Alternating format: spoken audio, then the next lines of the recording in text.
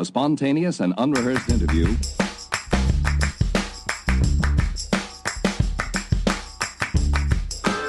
Hello, and welcome to the 117th episode of Curiosityness. I'm Travis DeRose, and I'm the host of the show you're listening to. And so on this episode, we're continuing our Route 66 adventure as part 4.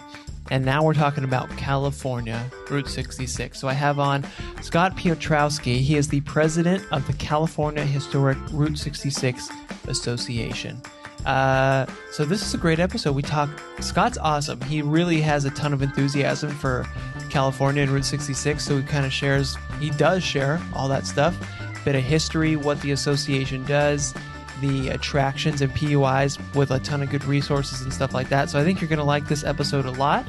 And remember, we're doing Route 66. Me and the family, RV, 4 weeks on the road. Hopefully we don't... the first few days are going to be rough. We're going to yell at each other and fight and bicker, but then we'll all settle in and let the majesty of Route 66 engulf us.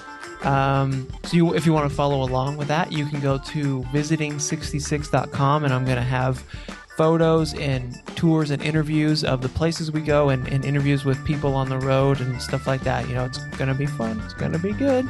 And then of course we got other stuff in this series. I talked to Jim Hinckley and some of the other Route 66 state associations. I'm going to try to do Route 66 in 66 seconds. So we'll see if I can pull that off. I'm going to try to do like a time lapse of the whole road. Maybe it'll work out. Maybe it won't. So just tons of good stuff if you're interested in Route 66. Again, visiting 66.com. And that's it. Let's get to the episode with Scott from the California Historic Route 66 Association. Scott, how you doing, bud? Thanks for coming on. Doing good. Good to see you, Travis. How's it going today? Doing good. Can't complain much. Getting ramped up for a Route 66 trip here. So I'm excited to talk to you about all this.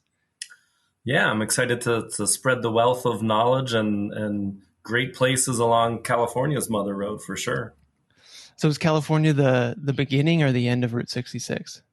It's wherever you are now. I mean, for me, it's always the beginning because that's where I live. But, most people travel east to west. So, yeah, they think it's the end. Whatever. It's my start point.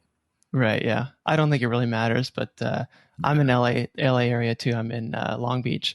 So we've done kind of a, just traveling. We've always had an RV in my family, so we've kind of picked up on Route 66 stuff as we go around. Never have really done the trip, but now we're finally doing the full route. We're starting in Chicago, going to LA, so we're doing the westbound trip, and finally, just doing the pilgrimage, I guess. It's something I think everybody needs to do at some point. I mean, I did the kind of the same thing. My background, I grew up in Ohio and I've been in LA now for more than half my life now, actually 25 years. And when I moved out here, I kind of knew where Route 66 was and knew a little bit about it and didn't really know much, but knew that it was important, but didn't know why. And so I started kind of just following portions of it when I moved. And for me, it really literally was a pilgrimage. I mean, I came out here on the road, not with no job and nowhere to live, and just knew I needed to be in Los Angeles. And it was a pilgrimage in a lot of ways for me. And it's when I kind of first found out about 66 and fell in love with it pretty fast. So. Yeah. Wow. That's a great story. You'd kind of heard about it and just kind of had traveled on it coming to LA. I love that. So yeah, is that kind of, cause I feel like I'm similar too, where and then most people, I think, at least in the US or kind of abroad too, everywhere, you kind of hear of Route 66, but you don't really know why it's important or anything like that. So did you just kind of slowly start going down the rabbit hole, or how'd you get kind of, to where you are today as the president of the California Historic Route 66 Association? Wow. Yeah, it's been a long trip and a long journey, and pun fully intended there. No, when I grew up, my family used to do summer vacations, so we would go somewhere different every summer and, always a road trip somewhere. We would never fly. And so those two things were kind of embedded in me, of like exploring and traveling by car. And so when I was moving out here, I had an interest in history as well. And so I mean, you have to remember also this was 1996, and there really wasn't much in the way of an internet back then. So It was a lot more, looking up stuff in encyclopedias and libraries and that kind of thing. And so there was only one Route 66 website at that point. And one of the things that they had on it, it was, was it Dries? I think it was Dries, his website. And one of the things that was on it was turn-by-turn directions, because, 66 wasn't, even in 1996, it wasn't on the map anymore. So I printed out this like thick booklet of turn-by-turn directions. And for my path, I didn't pick up 66 until Oklahoma. And so about halfway through the book, basically the book of directions. And I knew that the road was there, and I knew it was historically significant, and I knew I liked history, and figured I'd kind of go back and forth between the freeway and the interstate and figure out what it was all about. And the long version of the story is that I ended up meeting Angel Delgadillo on that trip.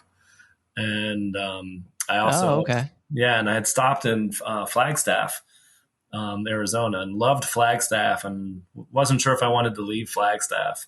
So from LA, Flagstaff's an easy day trip. So, day drive. So I would go back to Flagstaff a lot for vacation, long weekends and vacations and that kind of thing. And just kept running and stopping in and saying hi to Angel. And he remembered me every time out, and just kind of pushed my 66 interest that way. And so, yeah. So who is Angel for people listening? Angel Delgadillo is considered like the godfather of Route 66. He's the angel of Route 66. He is a longtime barber in Seligman, Arizona. And right shortly after 66 was bypassed in Seligman, he started a movement to make it a historic highway. And so he's really the first one who started work towards preservation and promotion of Route 66. And that was back in the 1980s. So, and he's still alive. Okay. He still cuts hair occasionally. He owns a gift shop in Seligman. He's lived basically almost all of his life in Seligman. The only time that he didn't is when he came to Southern California for barber college. But aside from that, he's lived his whole life in that town. And, he's embedded in the town. He is the town in a lot of ways, as he and his family. And, he's getting up there. I think he's in his 90s, like mid 90s now. Mm-hmm. He still goes into the shop sometimes, but his daughter's taken over for the most part running it, and still family owned. And, people still come from all over the world by the busload to go meet him. So pretty fascinating story. I hope we get to meet him on our trip. I would love that. Just stop in, ask for him. If he's nearby and able, he'll come by. Cool. No, that's good to hear. Cool. Let's dive into what is the California Historic Route 66 Association? Why do you guys exist? Well, the California Historic Route 66 Association was founded in trying to get my dates right. We just had our 30th anniversary. So 1990. Right. Our mission statement is to preserve, promote, and educate about Route 66 within California. Okay. So we have an annual membership of $20 a year, and that goes towards, our projects and preservation work and that kind of thing. The last year and a half has obviously been a lot different than the previous 28 were. So it's kind of changed our scope and our projections and progress and all that. So we've moved a lot more online. We're doing a little bit more with social media, but what we've really picked up on is the education portion of our mission statement.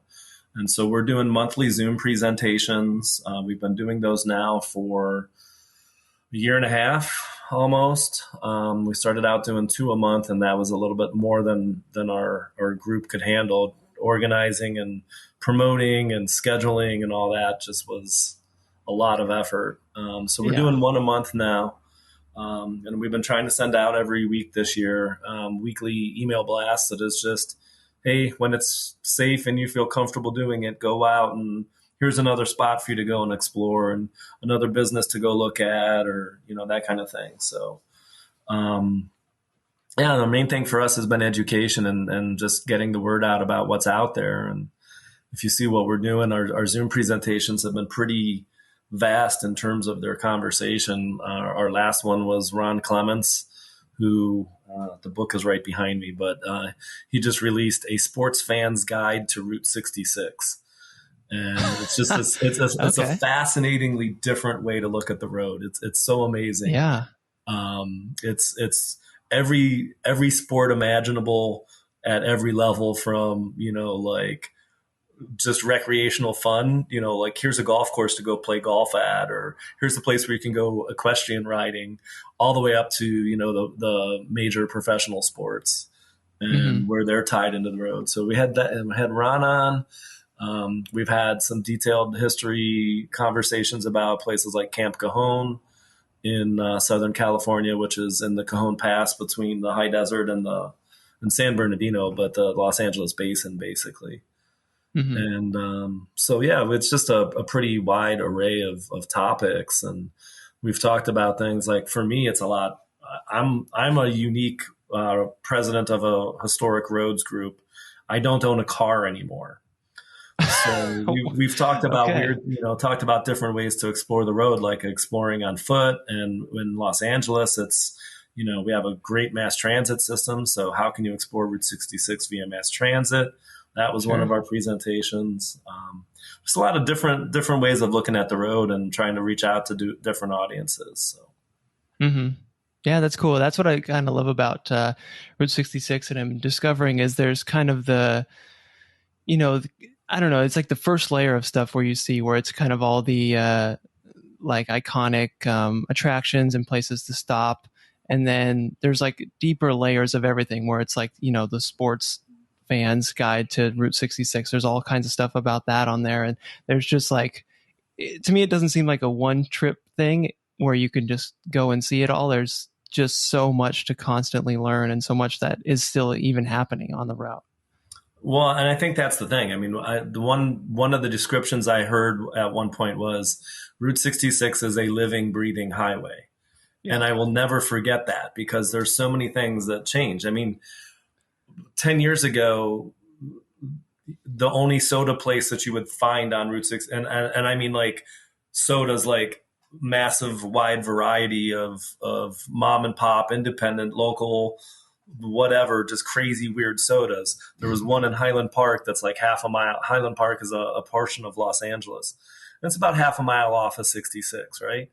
Is that now one of the Galco's Soda Pop Stop, exactly. I love Galco's, yeah. Great place. And so I can't remember when Pops opened, but this place in Arcadia, Oklahoma, is now like one of the big, everyone's got to stop at Pops. This place is great. Well, it didn't even exist, like a decade ago. So Is it a Route 66 landmark? Well, not really. It's not, but it is definitely an icon. It's definitely a location that is a unique location on the road that everyone wants to stop at. So that's the perfect example of a living, breathing highway. Places are going to come and go. People are going to come and go. As long as the vibe and the feel of the road is maintained, that any business is a Route 66 business, as far as I'm concerned, if it's on or near the highway, as long as they keep that feeling going, So yeah, heck yeah. Well, and that Pop soda place has like a big, huge neon soda bottle outside, don't they? Exactly. Yeah, and it's I think it's LED. I don't think it's neon. Okay, it's LED, but the point is, it changes color and it's lit up at night, and it's like, I can't remember how many feet, hundreds of feet or 100 feet or whatever tall it is. It's pretty massive, and I'm sure it stands out. I actually haven't been there. I haven't traveled much of the road outside of California for quite some time, because it's just so much going on here. But yeah, everything I've heard about that place is it's just the perfect exact example of what you want a Route 66 landmark to be. So Yeah. To me, it Kinda sounds neat. like, yeah, quintessential Route 66 with the big, attention grabbing, structure out front. But it's just, it's a modern one. It's not neon, it's LED. So to me, that's great. I love that stuff is still, being built and, just because it's not, 100 years old doesn't mean it's any less valuable to me. Exactly. No, and that's kind of the things that I'm trying to point out too. Especially with Los Angeles, for me, it's okay. Is it a mom and pop, locally owned place? Yes, then it's important to me, right? Is it Hmm. do something unique or have something unique, or for me with restaurants, is it a different type of food or just a really, really incredibly good version of that food? If it's on 66, I'm gonna go out and promote it. Like one of the places I try to get people to go to on their Route 66 trip is Casa Bianca in Eagle Rock for pizza. It's it's Okay. been there since like 1935. It still has working neon, and it's considered one of the better pizza locations in Los Angeles. And it happens to be on one of the alignments of 66. So Hmm. perfect example. It's not the norm. It's not what people are expecting or thinking. It's not one of those landmarks that everybody knows about, but it's quintessential Route 66. So. Yeah, no, totally. So let's dive, since you brought it up, let's dive into some of the points of interest. What are some of the must see attractions or restaurants or anything like that along Route 66 in California? Well, of course, I'm going to do the plug that I have to do, and that is the California Historic Route 66 Association website, which is route66ca.org. If you go there, you can sign up for our 66 must-see sites. Yes. And this is a great story for us too. We've had that out for a while. We're actually working on updating it right now. But we list 30 through in California. Route 66 only goes through two counties: Los Angeles County and San Bernardino County. And San Oh, Bernardino County is the largest county anywhere in the United States, not just on 66, but anywhere. So when we were doing our 66 locations to choose, we said, okay, let's make this easy and obvious: 33 on one side for Los Angeles and 33 on the other side for San Bernardino. That was sure. probably the only easy conversation we had about what sites to include. um, at the time, I worked hard on the Los Angeles portion because obviously that's where I live, that's what I know, that's what my experience is. And just for Los Angeles County, I came up with, I think it was about 100 sites that I wanted to include. Wow. So trying to whittle that down and talk about like these are the best quintessential. Some Hmm. of them obviously stand out and they're really easy that you have to include. So from east to west, since that's what most people do. Some of the sites in California, of course, entering California, crossing the river, you got to look crossing the Colorado River. You got to see the bridge, and you got to see the leaving California, welcome to Arizona sign. There's Cardi's Camp in Needles. There's the El Garces Harvey House in Needles. There's Roadrunner Retreat, the shirt that I'm wearing, out in Nice. Chambliss. Roy's in Amboy. Ludlow Cafe in Ludlow. Baghdad Yeah, Cafe. the Roy's Cafe was just kind of, has it been restored recently or something? Yeah, so Roy's, the story about Roy's and Amboy is it was purchased, the town of Amboy was purchased, I want to say about 6 years ago, by Kyle Okura.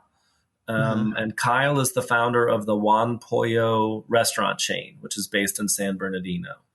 Wow. And his point in purchasing the entire town was specifically to preserve the town as much as he could, and specifically Roy's.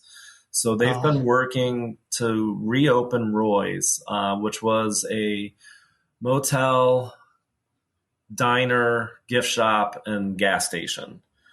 And at this point, and they had originally like tourist cabins before they even built the motel room, or the motel and the motel rooms. So the motel and the cabins are not open.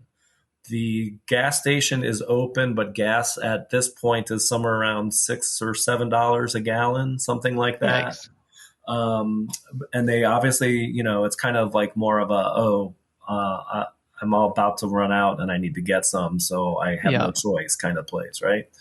The diner's not open mostly because they have issues getting water out there. So they don't have the diner reopened yet, but they do have the gift shop open as well. And they're available. They try to make themselves available 24/7 for emergency services type stuff too. So if you're having, problems or whatever, and you can get there, they can help you out and get you taken care of a little bit. So, but the big thing for Roy's is in November of 2019, they relit their neon sign. They had done preservation and restoration work on it. And in November 2019, they were able to finally get that sign relit. And to tell you how big of a deal that event was, not only was I there, but so were the presidents of the Arizona, New Mexico, and Texas associations. So really? the four Western Route 66 states, their heads of each of those associations was there for that event. That's how big of a deal it was. Yeah. So. Well, I've been doing research on this, so I've seen the Roy's sign. I feel like it's for people listening. If you don't know what that is, if you go look up a picture of it, I think you'll recognize it. It's pretty. It's kind of a landmark sign. It's pretty famous.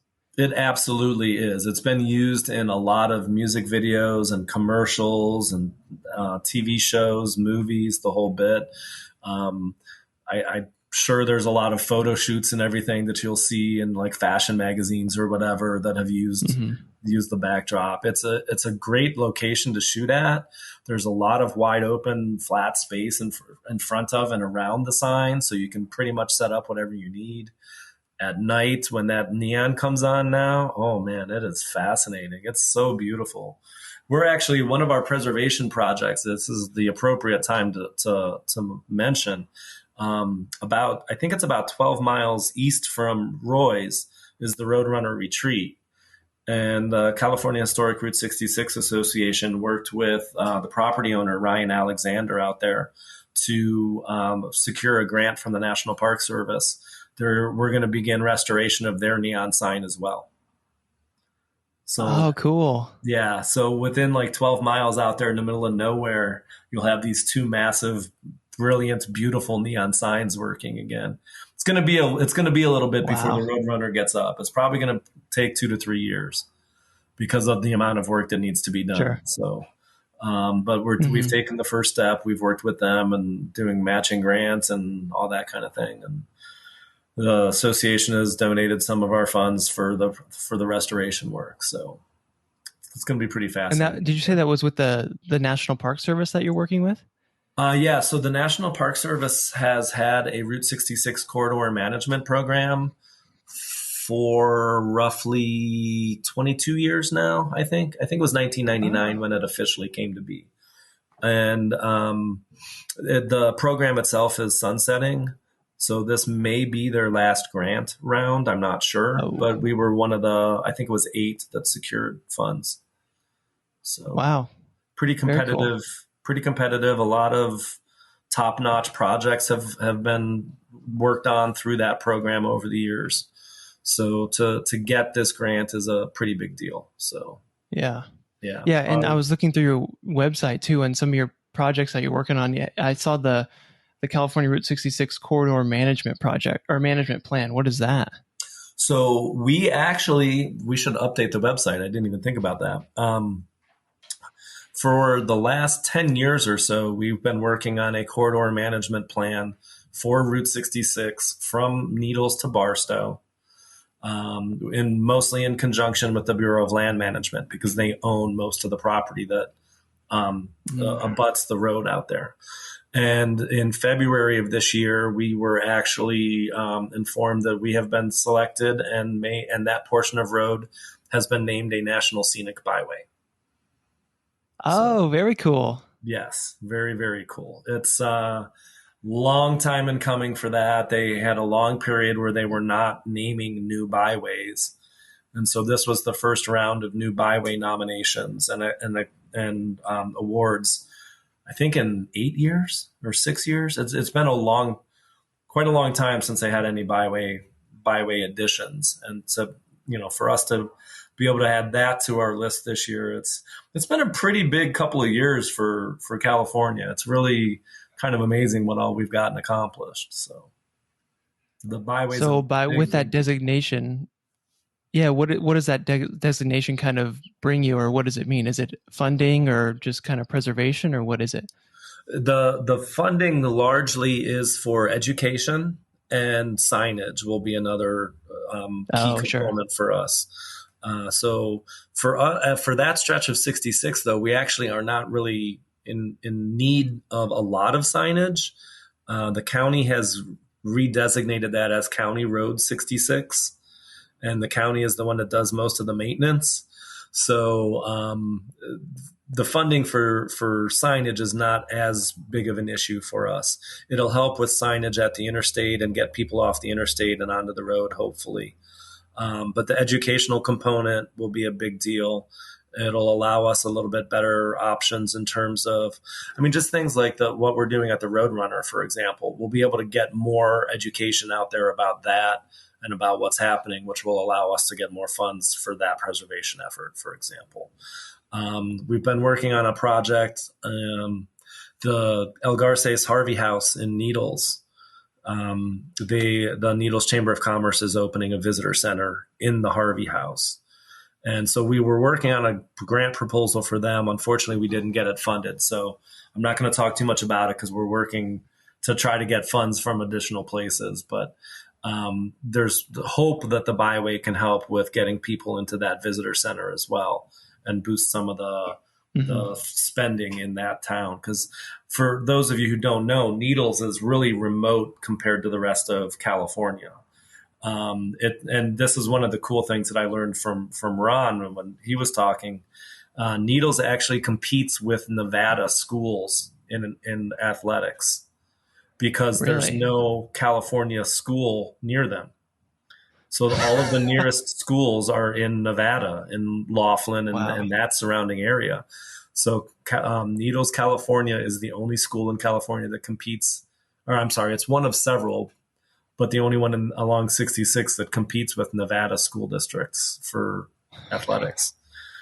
That's how remote Needles is in terms of Route 66 in California.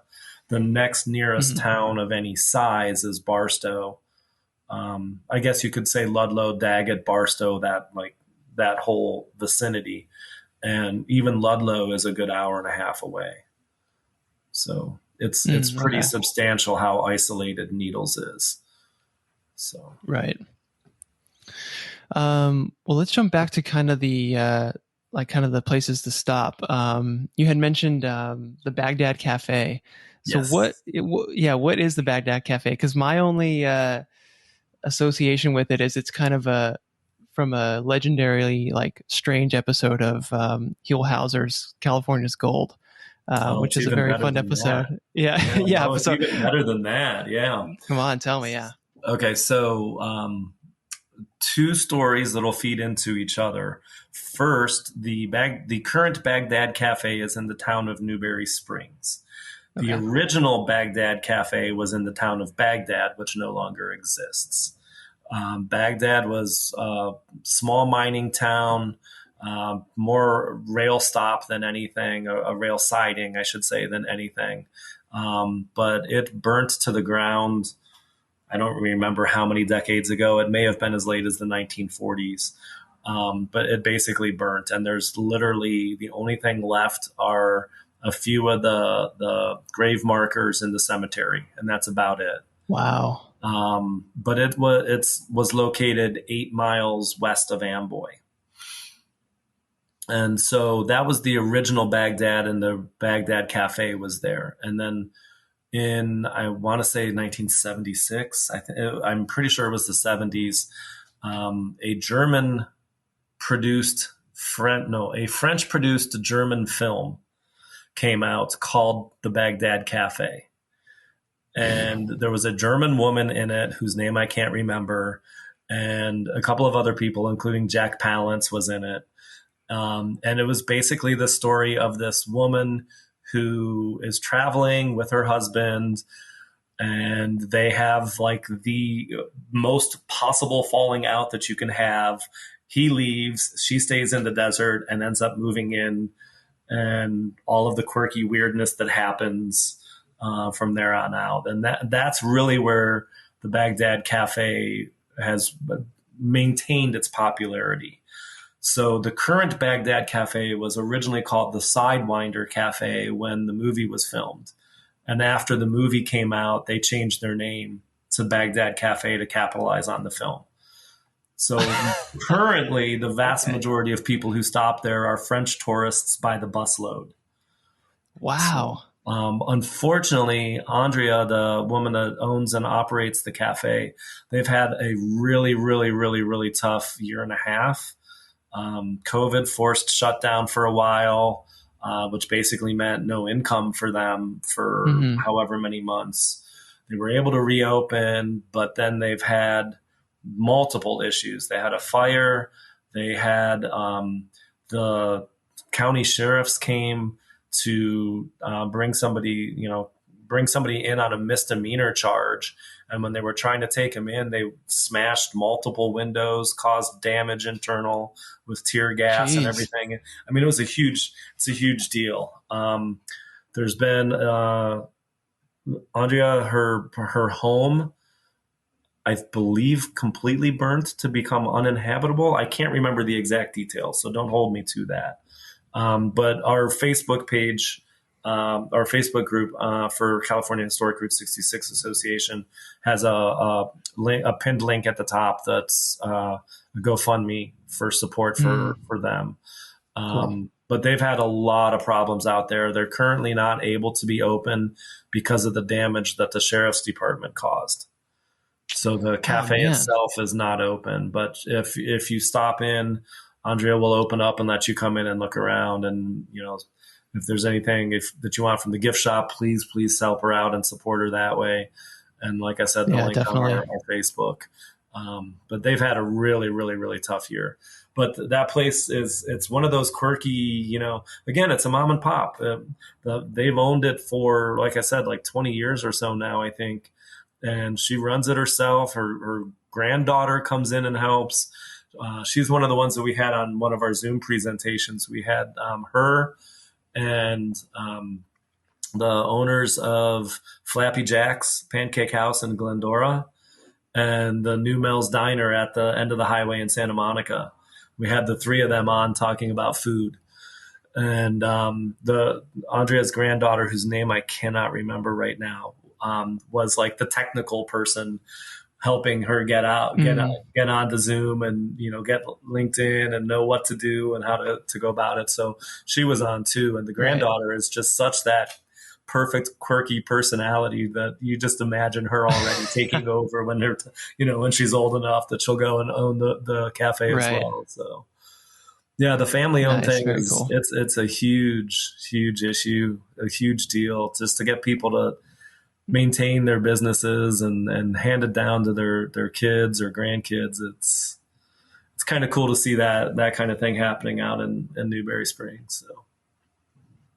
So. Yeah, no, that's very cool. I love to see that stuff. And what the name of the movie was just Baghdad Cafe? Baghdad Cafe. Yeah. Okay. I'm going to have to check it out.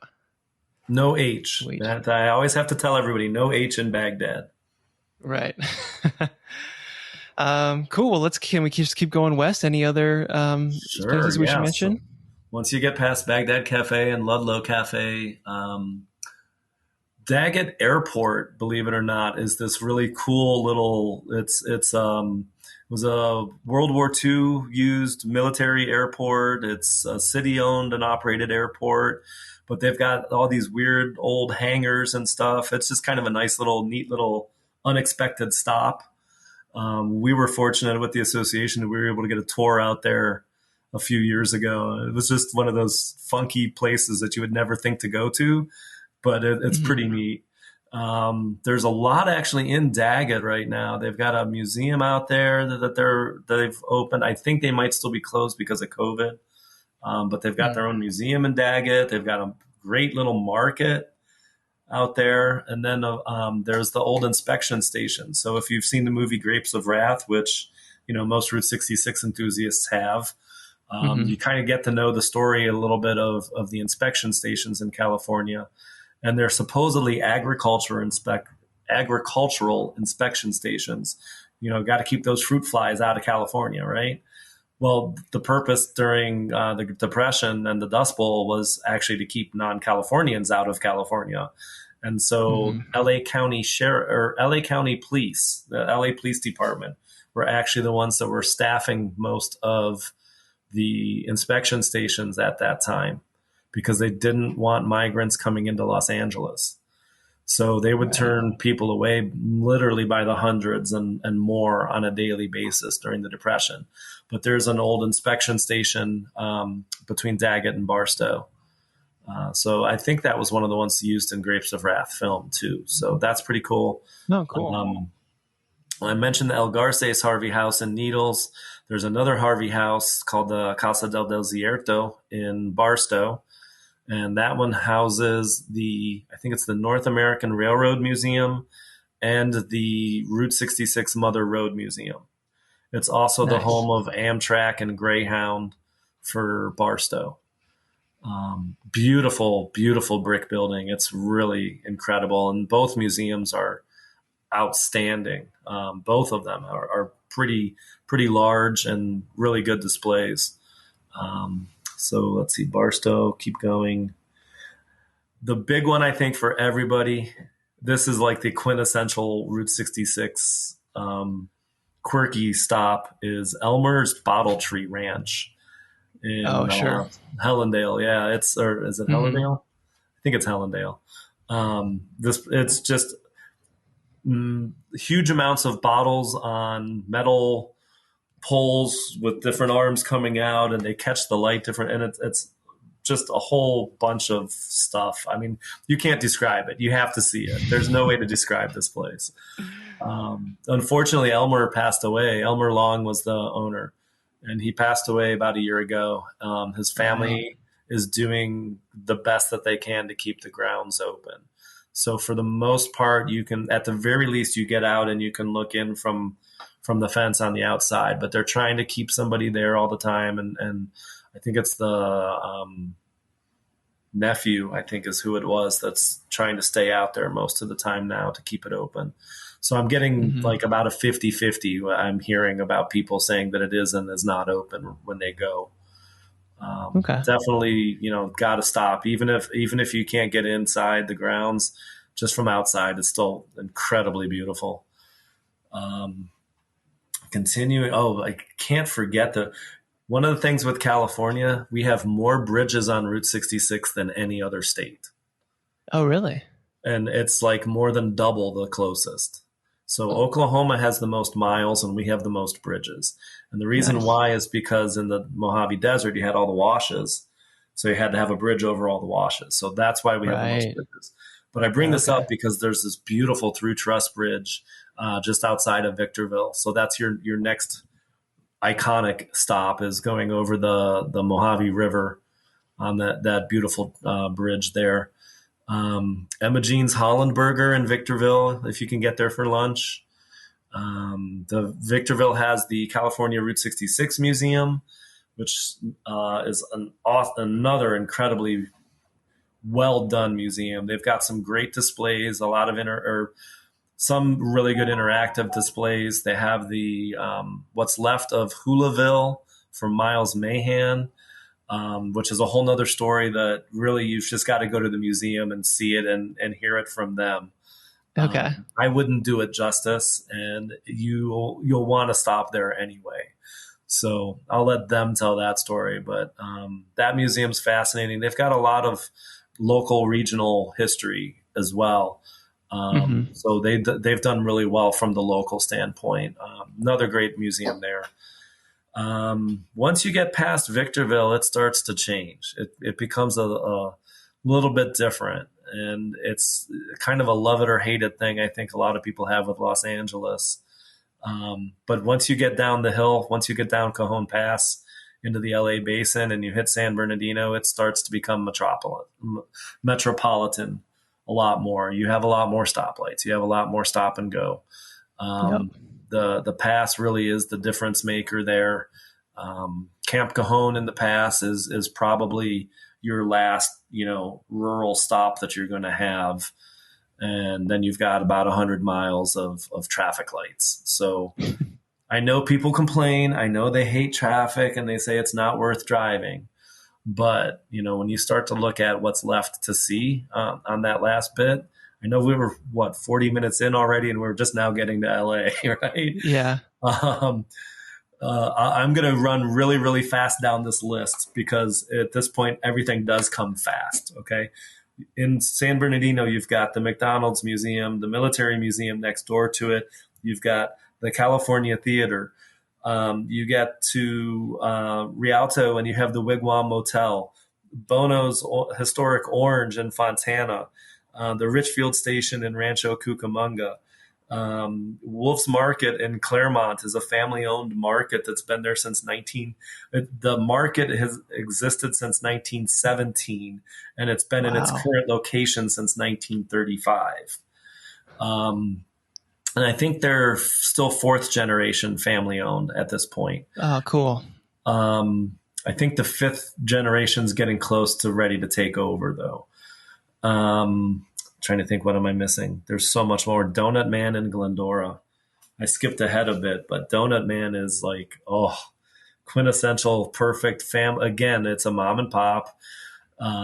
Japanese American. His first name is Jim, and I can't remember his last name, but he founded the place in the 60s or 70s and still owns it. They're famous for their strawberry and peach donuts, which you can only get in season. Ooh. And it's massive. So you get this donut. Basically, it's just like a regular plain old kind of iced donut, but it's about like this big around. Here, I'm trying to get it in screen there. It's about that big around, right? Yeah, right. They slice it in half and they load it with fresh strawberries and then this like strawberry jam type stuff. And then they put the top back on. And it's like a $5 donut. But it's amazing. It is so good. Definitely, get there for breakfast.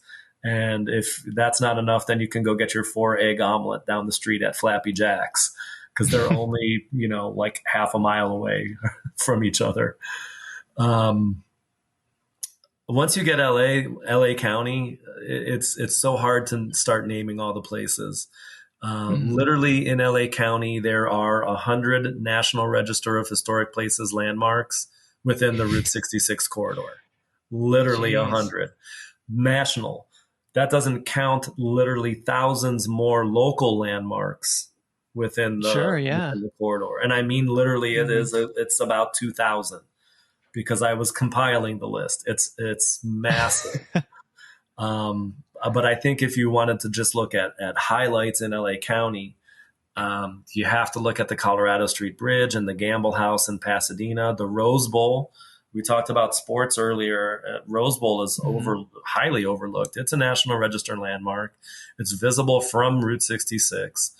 Obviously, everyone knows about it for the Tournament of Roses game and everything, but there's a few other big things about that. I mean, the Tournament of Roses parade that is New Year's Day every year goes right down Route 66 for almost the entire length of its run.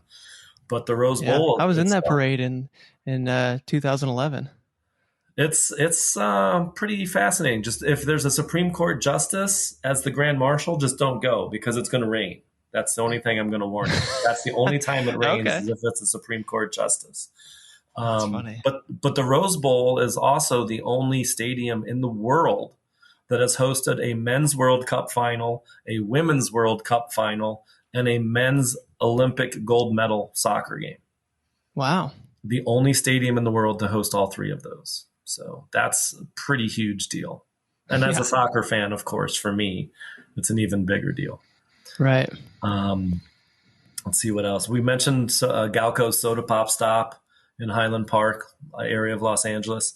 Chicken Boy in Highland Park is the westernmost of the famous Muffler Men, and the first one in which they intentionally altered the form that they were using to make them with. So they what is the Muffler Man story? So it was originally, of course, an advertising gimmick for a muffler company. And basically you had these 16-foot tall fiberglass statues that the guy would be holding a muffler. But for Chicken Boy, when they changed it, instead of having the hands like this holding the muffler, they turned the hands inward and put a bucket of chicken in his hand. But they also gave him a new head. And the new head was a chicken head. Right. And so Chicken Boy was actually for a chicken restaurant on Broadway in downtown Los Angeles near 5th Street. And his mom, we called him Chicken Boy's mom, Amy Inouye, saw him, loved him, and heard that the building was being torn down and wanted to know what was going to happen to Chicken Boy. And she was able to arrange in the middle of the night, just before the building was destroyed, getting down there with a crane and pulling Chicken Boy off of the roof of the restaurant. Whoa. And then stored him for 15 years, paid for him to be stored because she didn't have a place to put him back up. And so she finally was able to get the building that he's in now is Future Studio. It's an art gallery and gift shop. And she was able to get permission, go through all the permitting process and everything to get Chicken Boy to be put back up on the roof of her building. So, wow, very cool. He is the Statue of Liberty of Los Angeles. Yeah. Yeah, that well said. That's good. Yeah, that's not mine. That's not mine. I can't take credit for coming up with that. Sure, yeah. Yeah, I could keep going. I mean, the landmarks in LA are amazing. You've done an amazing job here, Scott. This is incredible. We should say, for anybody that's listening and not watching, you've just done all this from memory too. It's incredible. Yes. Yeah, that's that. In fairness, I did in 2003 write a book called Finding the End of the Mother Road, Route 66 in Los Angeles County. So I spent 3 years doing hardcore detailed research and getting to know the road and being out on the road and literally testing mileage from point A to B. At what point do you have to turn left? At what point do you have to turn right? So wow. I got to know the road very, very intimately. And then I also started doing walking tours, which I haven't officially announced, but we're looking to start those back up again. Hopefully this winter. But the walking tours were a fantastic way to really see what you hadn't looked at. And it was kind of also, for me, the beginning of getting to the point of being car free. When I started walking LA and seeing a lot more, and then getting on mass transit and seeing a lot more, I've realized how much freer I actually am to explore. It sounds kind of backward because I can't easily get anywhere. But the point is, now when I'm on my way somewhere, I'm exploring and I'm able to look out the window. I'm able to see everything that's going by and actually look at it, as opposed to looking at the car in front of me or the traffic light or whatever. And so for me right now, my big thing in telling people about Los Angeles and 66 is to get them out of the car, not in the car. Yeah. If you really want to see the road in LA, you got to get out of the car. And mass transit is an absolutely incredibly easy way to do it. So cool. That's good to hear, because I feel like maybe the misconception of LA is that it's a car town. You need a car to get around because the mass transit isn't that great. It's actually one of the best mass transit systems in the nation. It sounds backward when you think about it, but I mean, people complain. Like, I went down to Long Beach a couple months ago, right? Mm-hmm. Took me about an hour and a half, okay, from where I live in South Pasadena. Driving would probably have taken me 45 minutes to an hour. Mm-hmm. So would it have been faster? Yes. Would I have been 3 times more stressed when I got there? Absolutely. Absolutely. Hell yeah. Yep. The point is, though, that the mass transit setup is humongous in terms of the geography it covers. The number of miles covered by our mass transit system is astronomical. And when you put it in that perspective and think of it from that term, it's really a fantastic system. And it's only getting better. So. Yeah, they're definitely improving it too. I think maybe that just stems from, people think of the subway in New York, and LA doesn't really have that. Is it mainly kind of the buses that you're talking about, or are the Yeah, trains? both really. I mean, well, a couple of things to think about in my brief transportation history lesson here. You look at places like Chicago, Los Angeles, or I'm sorry, Chicago, New York, basically any major city that existed prior to 1900. Those places all grew up. When they got bigger, they grew up. They didn't grow out because they didn't have a car. Right. Well, Los Angeles didn't get big until post 1930. And at that point, everybody had a car. So they Right. didn't grow up, they grew out. Phoenix is the same way. Phoenix is a new city. It's growing out, it's not growing up. And so it's harder to have a mass transit system cover that ground because it's just mileage wise so much, it's huge, right? So you can't really get a good mass transit system because the car was the thing that let them grow as opposed to the transit in the first place. So that's kind of why you think of it a little bit differently in LA. Yeah. But the system itself, I mean, you use the rails to get to the buses. You still have a little bit of what they call the last mile. You have a little bit of an issue with that last mile. The distance from the bus stop to the home or work, but the system itself is pretty vast. Like I said, I was able to get down to Long Beach easily. I'm able to get to Santa Monica easily. I can get basically right to the pier in Santa Monica without setting foot in a car. Yeah. And you don't have to worry about parking either, too. And that's one of the things that I readily tell everybody as well. Do you want to park your car to go look at this landmark and then 20 minutes later go park again and pay for parking twice? Or do you want to park at Union Station for $8 for 24 hours and take the train all the way out to Pasadena, all the way out to, at this point, Azusa, and within the next couple of years, you're going to be able to take it all the way to Claremont, So, and that's all in the Route 66 corridor, so you can do all of that portion of 66 on one train. Yeah, that's cool. So why wouldn't you, why pay for all that parking? Why spend all that time sitting in your car in traffic when you can be moving on the train? So, yeah, no, that's good. I need to take more advantage of that. There's even I don't know, less than a mile from us, there's the downtown Long Beach train that goes all the way and, puts us right into all the LA infrastructure. So yeah, I need to start taking more advantage of that stuff. It really is good. Anytime you want to hit me up. And this is the other thing I tell people, not just you, but everybody. Anytime you want information about Metro in LA, feel free to reach out to me. I use it all the time. I have friends who work for them. Anytime you want to know ideas of unique places on 66 that you can get, in LA area, feel free to reach out. You want help planning a Route 66 excursion in Los Angeles area, or, how to spend a couple of days, feel free to reach out. So. Nice. Cool. Appreciate that, Scott. Yeah, this was great. And let's tell people, I think we should send them to your website. Like you mentioned, it's route66ca.org because it's great. You have all the, everything kind of that we talked about is listed on there, plus a ton of other, historical points and POIs are on there. So we'll send people there. I'll have a link for people to click on that. Anywhere else we should send people to get more info, like social you talked about? Yeah, so our Facebook group, California Historic Route 66 Association on Facebook, is pretty active. We've really picked up a lot this year with, COVID kind of keeping us indoors a little bit. We got a little bit more active there. We're not very active on Twitter or Instagram, so I'd kind of point at the Facebook one. It's just kind of a generational thing, I think, for who our board members are and everything.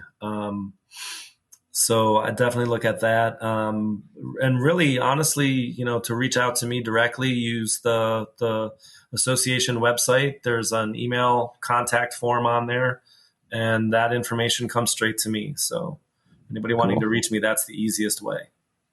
Awesome. Love it, Scott. Yeah, this was so fun. Appreciate you taking the time to share all this with us. And you get me so excited for our trip coming up. I can't wait to do it. I'm happy. I can't wait to hear about your trip, Travis. That's what I want. I want to come back and have you tell me all about it. I'll teach you a thing or two. I think you probably will. Like I said, it's been a long time since I've been outside of California on the road. So. Right. Yeah, I know. Cool. Well, thanks again, Scott. I appreciate it. And have a good weekend. Thank you very much. You too. Take care. And that's it, folks. Episode 117 is done. Our Route 66 series adventure is done. I think. Maybe there'll be more. But it doesn't have to end. You can visit Route 60. No, visiting. It doesn't have to end. Let's start that over. You can. This is the tough one. It doesn't have to end. You can visit visiting66.com and follow along on that journey of ours. On the whole road. This is wordy. Sorry about this, but I'm just so excited for Route 66, I guess. So thanks for being on and listening to the end. Thanks for Scott for coming on and sharing all that. That was a really fun episode. I'm Travis DeRose, the host. You can email me, travis@curiosityness.com, or find me on Instagram @TravDeRose. And that's it. I'm just going to say it again. You can visit visiting66.com and just see all this Route 66 stuff, because the adventure isn't over. There's lots on there and more to come. Lots of good stuff. So that's it. I just need to end this episode now. I'm rambling. See you in See you in episode 118.